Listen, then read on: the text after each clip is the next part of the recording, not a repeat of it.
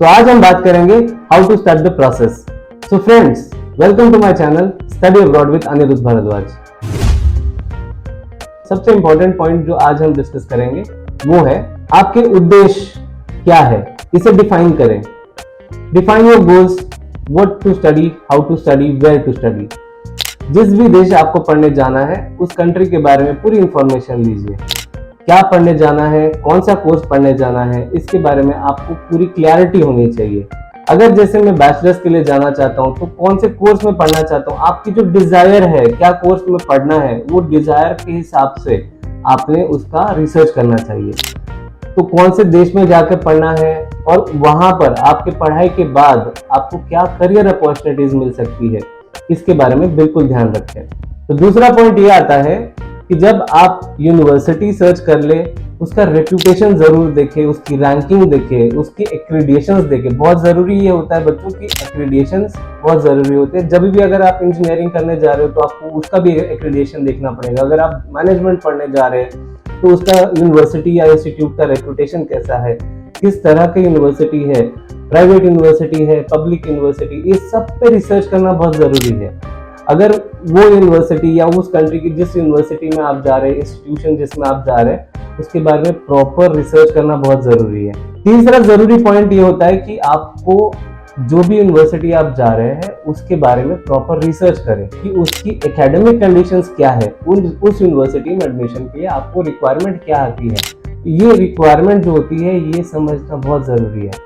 जैसे कि अगर मैं 12th के बाद पढ़ने जा रहा हूँ तो मुझे 12th में कितने परसेंटेज होने चाहिए, that is your academic condition. तो एकेडमिकली मैं क्या क्वालिफिकेशन रखना चाहिए, कितने परसेंटेज होने चाहिए, वो जरूरी है। Second very important thing is उस यूनिवर्सिटी में एडमिशन के लिए आपके IELTS या फिर कोई टेस्ट रिपोर्ट्स जो हम कहते हैं वो क्या होने चाहिए। फोर्थ सबसे इंपॉर्टेंट पॉइंट जो होता है ये आपकी एग्जाम्स जो लगती है, जैसे कि हमने पिछले वीडियोस में भी बताया आपको कि जैसे IELTS होगी जो आपकी इंग्लिश प्रोफिशिएंसी टेस्ट होती है, IELTS, TOEFL, PT, ये सब का प्रिपरेशन करिए। तो प्रिपरेशन कब से करना स्टार्ट करना पड़ेगा, जैसे अगर आप 12th के बाद बैचलर्स के लिए जाना चाहते हैं तो प्रिपरेशन 11th के बाद या 11th जब आप 11th में हैं तो प्रिपरेशन आप जब 11th में हैं तब से ही शुरुआत करिए। और अगर आप ग्रेजुएशन के बाद पढ़ने जाना चाहते हैं, मास्टर्स पढ़ने जाना चाहते हैं किसी कंट्री में, तो मेक श्योर कि आप अपने फाइनल ईयर्स में एग्जाम्स के लिए प्रिपेयर कर लें। पांचवा जो इंपॉर्टेंट पॉइंट है वो है फाइनेंशियल्स। तो फाइनेंशियल्स जो होते हैं इसमें आपको ये समझना पड़ेगा कि अगर मैं विदेश जाके पढ़ रहा हूँ तो मुझे क्या क्या पैसे लगेंगे या कितने कितने पैसे लगेंगे। तो जो पैसे का हिसाब होता है दैट इज वेरी क्लियर। दो तीन चीजें बहुत इंपॉर्टेंट होती है इसमें। सबसे पहले होता है आपका ट्यूशन फीस। आप जो यूनिवर्सिटी में फीस पे करते हैं उसे ट्यूशन फीस कहते हैं। जो आपको वहां रहने खाने के लिए जो पैसे लगेंगे इंक्लूडिंग योर लोकल ट्रांसपोर्ट, उसको लिविंग एक्सपेंसेस कहते हैं।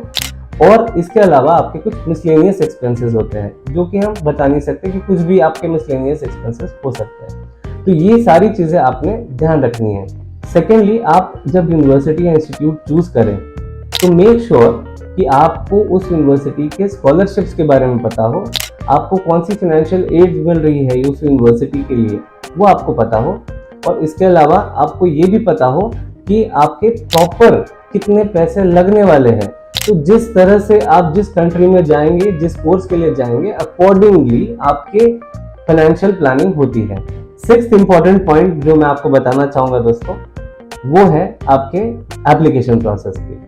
एप्लीकेशन प्रोसेस ये बहुत एडवांस में करना पड़ता है, क्योंकि अगर आपको समर इनटेक में जाना या मिड इनटेक में जाना है, स्प्रिंग इनटेक में जाना, बट आपकी जो तैयारी होती है ये कम से कम 4 से 6 महीने पहले होनी चाहिए। तो ये सब करने के लिए आपको अपने letter of recommendation, statement of purpose, resume, passport, आपके एकेडमिक्स, ट्रांसक्रिप्ट, ये सारी चीजें जमा करनी पड़ेगी वेल इन एडवांस, ताकि आप इनटेक मिस ना करें। सातवां जो इंपॉर्टेंट पॉइंट होता है that is applying for the visas. जब आपका ऑफर लेटर आ जाता है किसी यूनिवर्सिटी से, तो जिस कंट्री में भी आप पढ़ने जा रहे हैं उस कंट्री के बारे में आपको पता होना चाहिए कि क्या क्या वीजा डॉक्यूमेंट चेकलिस्ट होती है। तो वीजा के एप्लीकेशन के लिए आपको हर चीज का प्रॉपर नॉलेज होना चाहिए कि क्या क्या चीजें लगेगी हमें। तो जब आपका वीजा आ जाएगा उसके बाद सबसे इंपॉर्टेंट चीज फिर आती है कि आपको एकोमोडेशन बुक करना है, फ्लाइट टिकट बुक करनी है। तो दोस्तों, आपको ये वीडियो कैसा लगा अगर अच्छा लगा हो तो लाइक करें और शेयर ज़रूर करें।